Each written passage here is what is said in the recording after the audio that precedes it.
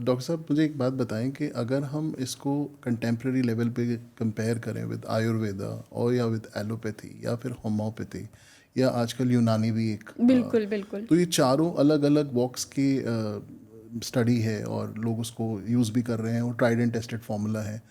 तो ये दोनों चारों में डिफरेंस क्या है जब हम एलोपैथी को कंपेयर करें विद होम्योपैथी एंड आयुर्वेदा? देखिए ये बहुत है तो वास्ट अगर Okay. देखा जाए। अगर मैं बहुत ही ब्रीफ तरीके से बताऊं, जो सबसे ज़्यादा अभी चल रहा है, जो Okay. है ना थोड़ा सा चैलेंजिंग क्वेश्चन भी और या फिर बोले हॉट टॉपिक अगर हम बोलते हैं, तो जी वो है एलोपैथी वर्सेस होम्योपैथी जो अभी चल रहा जी है। ये चीज़ है। बट इसका ये इसमें रीज़न भी होता है। इसका रीज़न ये है कि बेसिकली हमारा जब हम एलोपैथी होम्योपैथी की बात करते हैं, पेशेंट के ऊपर बहुत मैटर करता है। सब कुछ मिथ्स बनाए हैं होम्योपैथी के अगेंस्ट, वो मिथ्स की वजह से ये प्रॉब्लम है। The thing is quick relief, बहुत जल्दी आराम नहीं करती होम्योपैथी। प्लेसिबो इफेक्ट है, कुछ नहीं है, सिर्फ मीठी गोलियां हैं। आपने देखा होगा जो बोलते हैं ना कि बच्चों को दे सकते हैं, तो फिर उनका रहता है कि हाँ शायद दे ही सकते होंगे क्योंकि मीठी गोलियां ही तो हैं। Right. उनको लगता है इसमें कुछ दवाई नहीं है, राइट ठीक है, कुछ भी इंग्रेडिएंट नहीं है। Right. क्योंकि जो मेन उनको लगता है कि अगर कुछ दिख नहीं रहा कॉम्पोनेंट तो it's just plain water, Right. It's only placebo effect. But Right. ऐसा कुछ भी नहीं है।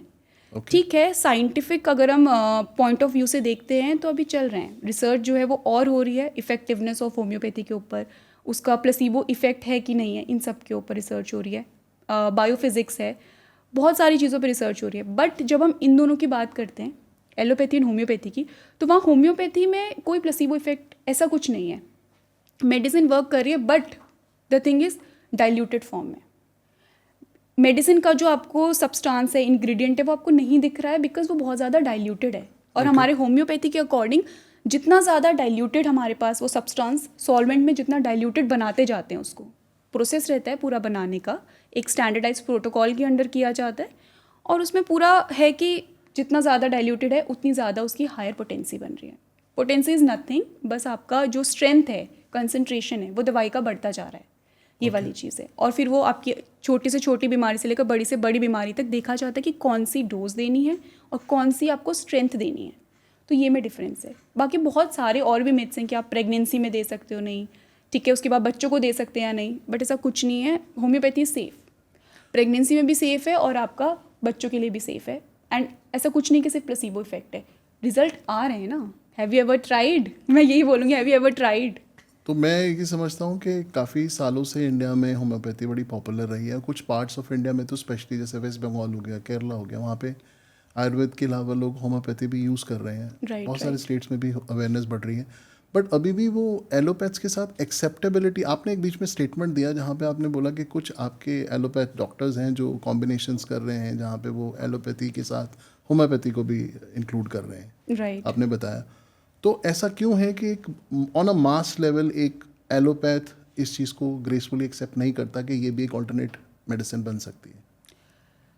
देखिए, बिकॉज अभी जो सबसे मेन चीज़ है जो बोलते हैं और ये हो रहा है कि साइंटिफिक वैल्यू Okay. या फिर आपका प्रूफ नहीं हुआ इतना, बट इस चीज़ की रिसर्च भी चल रही है, बट रिजल्ट्स दिख रहे हैं तो कुछ तो है, राइट?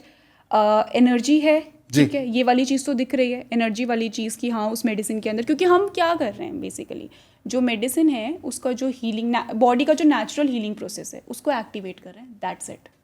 तो नॉर्मली इसमें एक जो जनरल लोगों का परसेप्शन ये है कि एलोपैथी बड़ी फास्ट है, क्विक है और इंस्टेंट रिलीफ है, और उसको एज़ कम्पेयर टू होम्योपैथी हम जब देखें तो वो थोड़ा सा ड्यूरेशन ज़्यादा लेती है, वो थोड़ा स्लो प्रोसेस जी, है। जी। इफेक्टिव है जो होम्योपैथ्स क्लेम करते हैं, बट एलोपैथी कहती है कि जो जिस चीज़ को इमीडिएट सॉर्ट आउट करना है या रिजॉल्व करना है, रिलीव करना है किसी पेशेंट को, तो उसमें एलोपैथी से बढ़िया कोई चीज़ नहीं है। तो इसमें आपका क्या टेक है?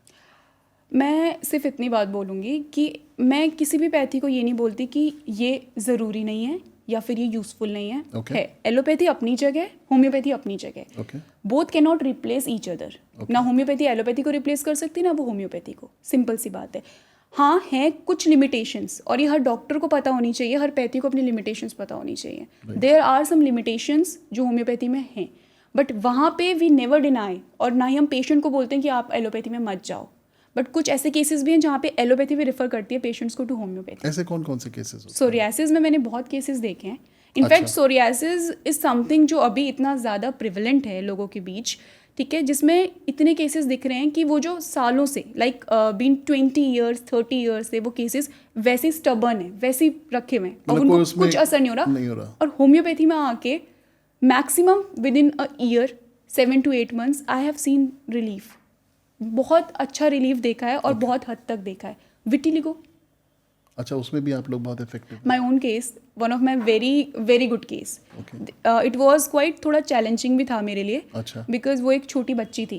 कितने साल? She was 13 years old and उनकी फैमिली में उनके पेरेंट्स बहुत, स्पेशली हर मदर, बहुत ज़्यादा कंसर्न थे बिकॉज उनकी तीनों बेटियां थी एंड वो बहुत था कि ठीक है she is a kid and अभी अगर ट्रीटमेंट हो जाए तो थोड़ा बेटर हो जाए जी। बट वो थोड़ा रहा है मेरे लिए challenging. I discuss with you कि कैसे चैलेंजिंग रहा है वो। बताइए। उसमें ये था कि वो जो पेशेंट थी छोटी थी तो वो कुछ बोलती भी नहीं थी, इतना कुछ बताती भी नहीं थी, but I was like 13 years old तो बता ही देगी रीज़न, बट उसके अंदर बहुत ज़्यादा सप्रेशन था। अच्छा, राइट। एक एलोपैथी में चीज़ जो रहती है दैट इज़ एक्सटर्नल एप्लीकेशन से बहुत ज़्यादा सप्रेस हो जाती हैं चीज़ें, बट यहाँ पर जो था ना वो मैंने उसमें देखा है वो चीज़। तो हम ये मिथ में भी मैं हटाऊंगी कि होम्योपैथी के अंदर सप्रेशन नहीं किया जाता। अच्छा, होम्योपैथी के अंदर हम प्रिवेंशन करेंगे, हम रूट कॉज जड़ से उसको निकाल देंगे, राइट, जड़ से निकालने की कोशिश करेंगे। Right. मैं उसके अगेंस्ट नहीं बोल रही एलोपैथी की, बट ये चीज़ है। तो ये जो केसेस है ना ये आपको एक सेटिस्फैक्शन देते हैं कि येस इट रियली वर्क्स, और वो काम करते हुए देखा है मैंने।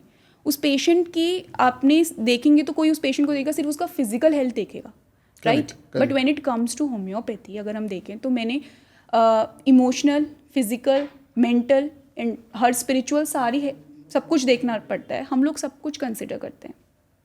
तो जब देखा तो उसने कुछ नहीं बोला अपनी मदर के सामने। अच्छा, कुछ भी नहीं बताया। ओके। तो मैं जानती थी तो मैंने उनकी मदर को क्लिनिक से थोड़ा सा बाहर जाने के लिए बोला। फिर फिर वो जब बैठी थी तब मैंने उनसे बात की। अब पता है होता क्या है कि आपको पेशेंट के साथ ना कनेक्ट करना पड़ता है। करेक्ट। वो आपके लिए पेशेंट नहीं है, राइट, वो आपके लिए एक पर्सन होता है। अब आपको पर्सन सेंटर्ड अप्रोच देखने के लिए उसके साथ ऐसे कनेक्ट करना पड़ता है कि धीरे धीरे वो खुले और वो आपको बताने लगे चीज़ें। ओके। और उसके अंदर सालों से एक चीज़ सप्रेस थी कि मैं तो मिडिल चाइल्ड हूँ ना, तो सारी गलती तो मेरी है ना। Oh, this was the thing and this really hit me hard. अच्छा, then I was like it's okay बच्चा, मैं भी तो मिडिल चाइल्ड हूँ ना, right, it's fine. And I was like कि मैं आपके सामने हूँ, मैं आपका केस ले रही हूँ और मैं भी मिडिल चाइल्ड हूँ। तो पेरेंट्स कभी हमारे लिए ऐसे नहीं करते ना, भेदभाव वाली चीज़ तो है ही नहीं। वो उसको समझाना था बिकॉज उसके अंदर ना ये चीज़ बैठ गई थी। अच्छा, कि मैं मिडिल चाइल्ड हूँ और सारी गलती तो मेरी होगी ना, घर पे मुझे ऐसे करके फील करवाया जाता है। ओके। जबकि उसकी सिस्टर से बात करके, उसकी मदर से बात करके मुझे ऐसा फील नहीं हुआ था कि ऐसा होता है, बट डेफिनेटली मे बी होता भी हो, बट आपको अब कुछ नहीं कर सकते ना, मैं उसको रिवर्स तो नहीं ले जा सकती। राइट, मुझे था कि उसको आगे का रास्ता दिखाना है। राइट, तो तब I counselled her and everything and medicine देके, and after 2-3 months I saw the result and she is perfectly well. Oh that's she wonderful. Is perfectly well and starting stage of vitiligo थी and I am very happy. वो मेरी, that was my earning. Right. एक doctor की earning तो अपना patient ठीक होना ही होता है ना। तो इसमें आपके दोनों फैक्टर्स आ गए। जब आप एक होलिस्टिक अप्रोच की बात करते हैं तो उसमें Right. सबसे पहली बात तो आपने उसको काउंसल किया, जो भी उसके फेयर फैक्टर्स थे, जो डीप इनसाइड उसके जो भी एंग्विश था, वो चीज़ आपने निकाली। उसके बाद फिर आपने प्रॉपर तरीके से ट्रीटमेंट किया एंड जो आपको सक्सेस मिली, मेरे ख्याल से उसमें आपकी जो होलिस्टिक अप्रोच की आपने जो बात करी, राइट, वो रही। तो इस चीज़ को जी please. मुझे अगर ये चीज़ पता ही नहीं चलती ना कि उसके अंदर इतना सप्रेशन है, मेंटल हेल्थ बहुत अफेक्ट हुई है, तो वो केस कभी ठीक नहीं होता, सीरियसली नहीं ठीक होता। मैं सिर्फ फिजिकल देखती रहती, और हमारा काम थेराप्यूटिक देना तो नहीं है। थेराप्यूटिक प्रॉपर्टीज़ हमारी हैं मेडिसिन की, बट वो सिर्फ थेराप्यूटिक अप्रोच देना तो फिर वही हो गया ना कि आप सिम्टम बेस्ड अप्रोच कर रहे हो, दैट्स इट, बट वो चीज़ नहीं है। लेकिन अगर वहीं बहुत केसेस आते हैं जहाँ पर लाइक आपको किसी पेशेंट को हार्ट अटैक आ गया, ठीक है, इमीडिएट रिलीफ चाहिए, ओके, एलोपैथी में जाना है, वहाँ पे वो करेंगे इमरजेंसी के अंदर, बट उस हार्ट अटैक के बाद जो सिम्टम्स आए, वो हेल्थ है, एंग्जाइटी है, इमोशनल हेल्थ है पेशेंट की, उसको मेंटेन कर सकती है होम्योपैथी। सो ये जो होता है ना कि both the worlds can make something together वाली चीज़, तो दोनों वर्ल्ड मिल जाएं, होम्योपैथी एलोपैथी, तो ये वाली चीज़ हो गई।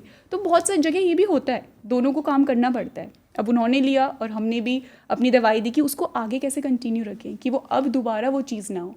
तो ये चीज़ में है, जहाँ पर ज़रूरी है वहाँ है, सर्जरीज़ में जहाँ सर्जरी की ज़रूरत होती है वहाँ पे एलोपैथी ज़रूरी है। तो जहाँ इमरजेंसीज की जहाँ ज़रूरत पड़ती है वहाँ पे allopathy is far more effective, और जहाँ पे आपका क्योर है, मतलब प्रॉपर एक रूट कॉज से उसको क्योर करना, उसमें homeopathy will be more effective. Yes, because chronicity जहाँ पे क्रोनिक आ जाता है ना, वहाँ पे होम्योपैथी रूट से निकालने की कोशिश करती है, कभी सप्रेस नहीं करती। और वो रूट से निकालना है, इतने साल से कोई दिक्कत चली आई है, उसको जड़ से निकालना है, तो वो टाइम तो लेगा। अब थोड़ा सा तो सब्र ज़रूरी है ना।